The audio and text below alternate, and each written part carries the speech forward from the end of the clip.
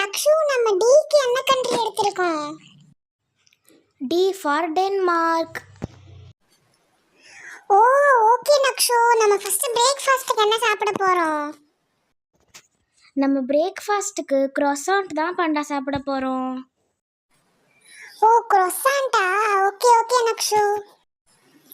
Nakshu, chocolate ஃப்ளேவரா? சூப்பரா இருக்கு. நக்ஷு, நம்ம லஞ்சுக்கு என்ன சாப்பிட போறோம்? லஞ்சுக்கு நம்ம சிக்கன் சாலட் தான் பண்டா சாப்பிட போகிறோம். எனக்கு சிக்கன் சாலடா? சூப்பர் நக்ஷு, இந்த சேலஞ்ச்னால நம்ம டிஃப்ரெண்டா சாப்பிடுறோம். ஆமாம் பாண்டா. சரி, ஃபஸ்ட்டு நீ சாப்பிட்டு எனக்கு எப்படி இருக்குன்னு சொல்லு. நக்ஷு, செமையா இருக்கு, நீயும் சாப்பிடு வா. நக்ஷு, பிரேக்ஃபாஸ்டும் லஞ்சும் சூப்பரா இருந்தது. நம்ம டின்னருக்கு என்ன சாப்பிட போறோம்? டின்னருக்கு நம்ம ஃப்ரை கடலர் தான் பண்டா சாப்பிட போகிறோம். என்னது ஃப்ரை கடலரா? அப்படின்னா என்னது நக்ஷு? நீ சிக்கன் மீட் பால்ஸ்லாம் சாப்பிட்ருக்கல பாண்டா, அதே மாதிரி தான் இதுவும் சிக்கன் வச்சு தான் செஞ்சுருப்பாங்க.